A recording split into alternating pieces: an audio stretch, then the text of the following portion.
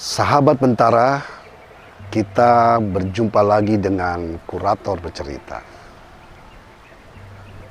Puisi, cerita pendek, novel, lukisan, bahkan sebuah film, hakikatnya adalah dunia rekaan, di mana sang kreator, sang seniman mengolah serpih kenangan atau pengalaman, juga pengharapan akan masa depan yang bertemu dengan satu peristiwa sekarang yang dihayati dan dialaminya menjadi momentum pencipta. Demikian juga bila kita menyimak lukisan-lukisan Maestro Widayat. Lahir 9 Maret tahun 1919 di Kutoarjo. Kita berpulang pada tanggal 22 Juni tahun 2002 dalam usia 83 tahun. Menggambarkan bahwa karya-karya lukis sang maestro sesungguhnya merefleksikan perjalanan hidupnya yang sangat panjang. Itu bukan saja terwakili oleh ikon-ikon yang tampil berulang di dalam karyanya, namun juga pilihan-pilihan warnanya yang dari tahun ke tahun, dari masa ke masa membentuk, katakanlah, periode demi periode lukisannya. Widayat sempat sekolah dan menamatkan HIS di Trenggalek, Jawa Timur pada tahun 1937. 2 tahun kemudian ia menjadi pegawai kehutanan, tepatnya juru ukur, lalu memutuskan bekerja di Jawatan Kereta Api sebagai juru gambar, yaitu pada tahun 1942. Revolusi kemerdekaan tiba dan memanggil pemuda dari seluruh pelosok Nusantara untuk berjuang, tak terkecuali Widayat. Ia bergabung dengan satuan tentara masih di daerah Sumatera Selatan dan berjuang melalui poster-poster seruan untuk melawan penjajah atau kolonial yang dibuatnya. Dan pada saat itulah kecintaannya pada seni lukis makin mendalam. Sehingga pada tahun 1950 ketika situasi sudah semakin normal dan Negara Kesatuan Republik Indonesia semakin kukuh serta diakui oleh bangsa-bangsa di dunia, ia memutuskan untuk kuliah di ASRI, Yogyakarta. Widayat boleh dikata adalah angkatan pertama di ASRI. Ia bersemangat untuk mengembangkan bakatnya. Ia ingin memenuhi cita-citanya sebagai pelukis mumpuni.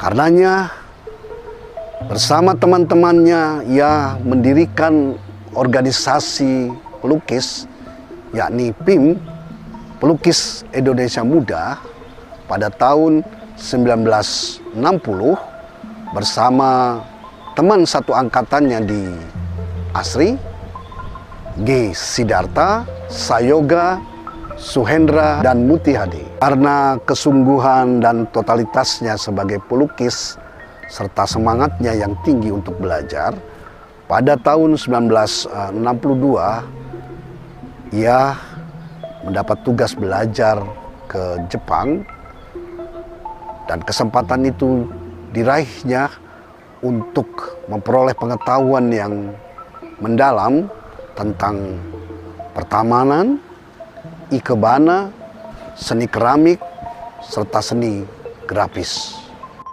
Namun bila kita melihat jauh ke belakang, ke masa Widayat selesai menamatkan HIS di Trenggalek pada tahun 1937 itu, ia sempat ke Bandung dan bertemu dengan pelukis Mulyono, belajar mengembangkan garis dan mengolah warna. Dan yang paling menentukan adalah dia bertemu dengan pelukis dekoratif Kartono Yudo Kusumo.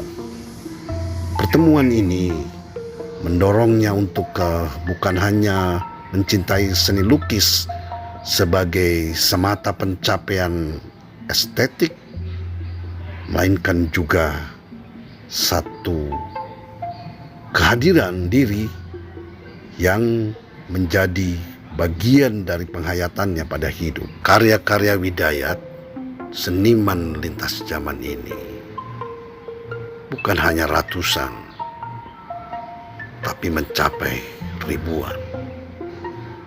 Ia tidak hanya mendapat apresiasi dari dalam negeri, tapi juga dari luar negeri. Karya-karyanya beraneka, tidak hanya karya 2 dimensi, tapi juga 3 dimensi, hingga seni keramik dan juga benda-benda sehari-hari yang ditemui dan kemudian diolah serta diresponnya secara kreatif menjadi karya seni yang mumpuni. Dunia rupa Widayat memang beraneka. Sempat kita sebutkan bahwa di dalam pengalaman hidupnya tentulah ia juga menyelami filosofi beraneka, termasuk filosofi manunggaling kawula Gusti. Dari sanalah kemudian muncul energi yang menyebabkan karya dekoratifnya tidak hanya berhenti sebagai kreasi dari kesanggupan daya hiasnya, melainkan juga satu upaya untuk merenungi kedalaman hidup.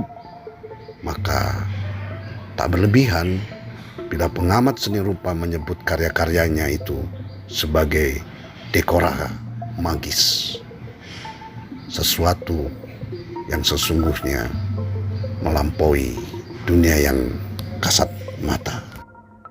Karya-karya Widayat sesungguhnya merefleksikan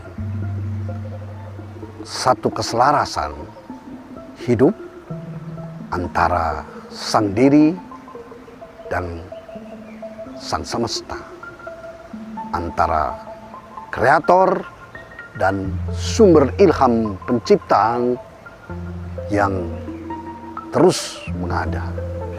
Karya Widayat yang menjadi koleksi Bentara Budaya bertajuk Burung-burung Sorga, cat minyak di atas kanvas berukuran 68 kali 84 cm.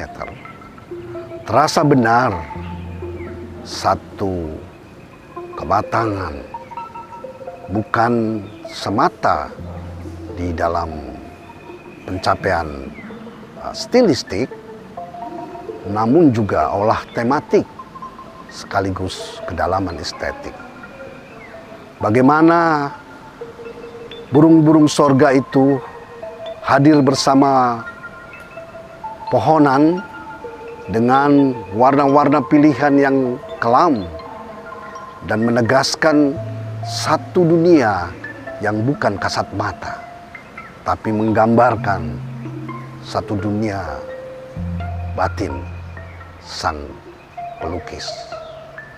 Burung-burung itu hadir dengan aneka warna dan dengan itu menegaskan satu komposisi yang utuh, menyeluruh, dan sekaligus menunjukkan kepada kita bahwa karya itu adalah dunia rekaan. Maka di dalam dunia rekaan seperti itu, waktu tidak berlangsung linear. Masa silam dan masa depan atau pengharapan bisa bereinkarnasi menjadi sesuatu yang sekarang.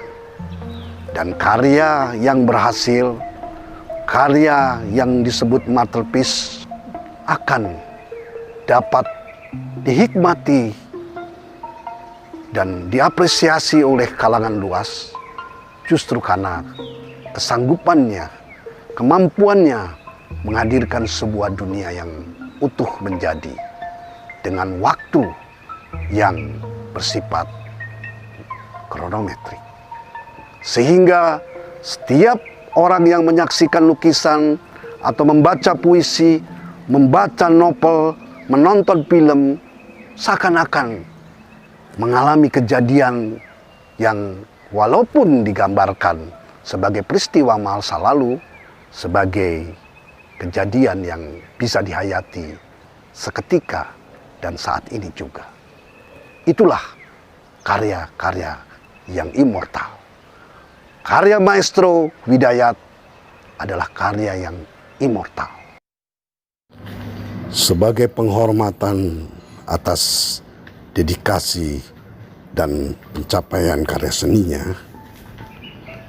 serta kesabarannya dalam berbagi pengetahuan dan pengalaman kepada mahasiswa-mahasiswanya di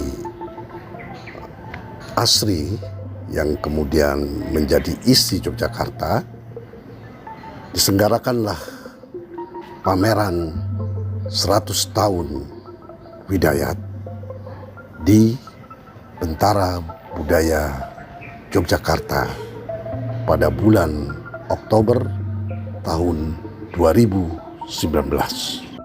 Karya-karya Widayat, terutama lukisannya, memperoleh penghargaan yang luar biasa serta apresiasi yang luas, bukan hanya dari publik Indonesia tapi juga dari masyarakat internasional. Pada tahun 1972 ia memperoleh anugerah seni dari pemerintah Indonesia, berkali menjadi pemenang Biennale Seni Lukis di tanah air, termasuk mendapat Lempat Prize pada tahun 1987. Dan dari pemerintah Jawa Tengah secara khusus ia mendapat hadiah kebudayaan, yaitu pada tahun 1994. Sebagai pendahulu, ia menyadari benar bahwa karya-karya haruslah didokumentasi dan menjadi satu kajian bagi generasi mendatang. Maka pada tahun 1994, dia mendirikan Museum Seni Rupa di Mungkit, Magelang, yang menampung bukan hanya karya-karya Widayat, tetapi juga karya-karya cemerlang Indonesia. Sahabat Bentara, kita akan bertemu lagi dengan bincang kurator bercerita.